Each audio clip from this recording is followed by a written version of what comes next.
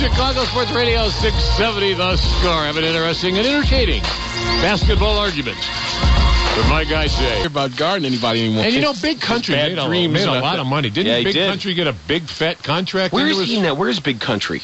Big Sky Country. No, fishing, I wonder. probably. Well, that's like, you know what? You remember Todd MacCulloch? He had bad feet, though. Do you remember Todd MacCulloch? Mm-hmm. Yeah. Smushy face. Yeah, Smushy face from Washington State. Was that? Well, that's Mark Hendrickson, aren't you? No, Mark Hendrickson became the pitcher. But he was from Washington State, and he was big, bad, well, too. We're McCulloch, because he had McCulloch confused with McIlvaine.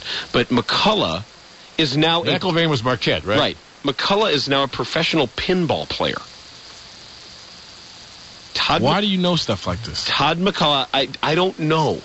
We should find him. I don't know why I know that, but Todd MacCulloch, former NBA big man... Is there a pinball league? He goes to tournaments. We should find him. I guess he's got enough money that he doesn't do it to feed his family. Well, I know Big Country got about $60 million, didn't he? One of those... Yep, that's not football money either. No, that's real money. Yeah, that's money, in my pocket. I'm leaving. Yep. Kiss my dumb ass money. College ain't that bad either, though. No, I'm not saying... NBA, you got to pay for half the time. By the way, that's the safest way. This was sent in by Josh. He said, I heard you talking about Todd MacCulloch and his illustrious transition to professional pinball player. He says, I am actually president of the International Flipper Pinball Association, and we are in charge of the World Pinball Player Rankings. Todd MacCulloch is currently ranked 91st in the world. He recently qualified as a representative of Canada at the IFPA 6 World Pinball Championship outside London at the end of July. He's only been playing since the end of 2006 and is easily one of the fastest rising stars in the world of competitive pinball. Can he find him for us? Maybe he can. Yeah. Maybe he can. No, for what? Because then he comes on, you ask him about pinball, and the conversation's over.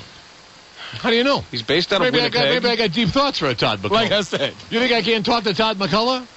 He's 33. His highest rank ever was 83rd. His average finish last year was 29th. You don't think he's an interesting guy? Is he telling me that Todd MacCulloch's not an interesting guy? If you don't think he's an interesting guy, here's what I'm going to do. Here's what I'm going to do. You're going to prove him wrong. No. Well, we're going to find him.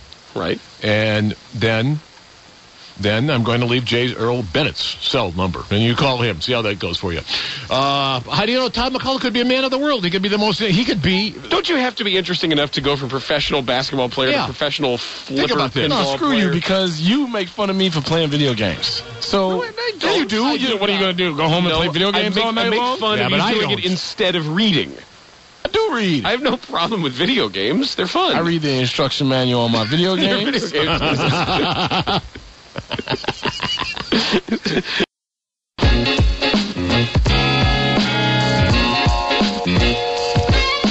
3:23 on Chicago Sports Radio 670 The Score. Welcome. You got Boers and Bernstein. We just visited. By the way, we were talking about Todd MacCulloch before, the one-time NBA center and now professional pinball player. We're going to talk to him after the update. We're going to know how you make that transition. I guess he plays sitting on a stool because he's so tall and he's got bad feet. I mean, he's 7-something feet tall, so he plays pinball sitting on a stool. Is he 7 or 7'1"? I said 7-something. I thought it was... All right, well, we'll find out exactly how tall he is, too, if that matters. We're going to measure him. What? Now we're back to the Hudson family. Hey, we're going to measure to take the information home to Mom and Dad. What? We'll talk to him about it in a moment on The Score. Boers and Bernstein. Who the hell is he? Chicago Sports Radio 670. The Score. Hello? And at 4:03 on Chicago Sports Radio 670, The Score. And through the magic of radio, that's what makes this a wonderful job. This gentleman's name came up before, and we saw whatever happened to Todd MacCulloch, because we were talking about college basketball. And by God, we found some information out. We had somebody send us an email, and now we actually have Todd MacCulloch with us. Todd, thanks for taking time for us. No problem. How are you guys doing today? We're doing well, and you? I'm doing great. I'm got a little girl, a 21-month-old girl, and just found out last Friday we're having a boy in end of March. So I'm a happy dad and doing the best I can. Wow, I would think that the professional pinball money must be rolling in. It's kind of been a negative return. There's certain tournaments. The Seattle tournament cost me $200 to try and qualify, and then I won $113. So that's been a bit of a negative investment. And went over to England this summer for the World Championships and the European Championships, and I didn't cover my airfare. So I do it out of passion. My biggest winning is $360, and my lowest I won $52 Canadian, but I had to use some of that money to engrave my name on the trophy. So Todd MacCulloch played for the 76ers and the Nets in the NBA, was a second-round pick of the Sixers in the 1999 draft. And I always wondered this, because I enjoyed pinball a lot as a kid. How much, I always thought it was very game-specific.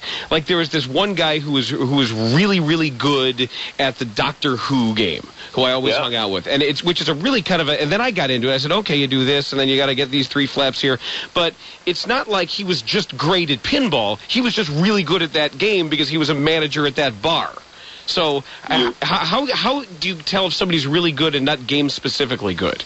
No, that's a really good point. You're right. Some guys are good at certain games. So somebody that's, for example, the World Championships that took place in England, that a good friend of mine, Mr. Bowen Cairns, is not a name you know now, but it's a name you'll know soon. Oh, you damn right we will. What they do in order to be called the world champion, there's going to be roughly 14 machines from the 60s era, and then say 14 machines from the 70s, 80s era, and then another 14 from the 90s and 2000s. So you are sort of pre-assigned. You could be sent to any one of these games, so it's not going to do any good to be an expert on one particular game, and that sort of a format rewards a player that's good on all pinball machines. So if you find yourself matched up with one of the top players, like you find yourself against Keith Elwin or Bowen Cairns or Lyman Sheets, these are all household names for you guys, I'm sure. I got them. You're better off taking them as older a game as possible. The older games have a much higher element of,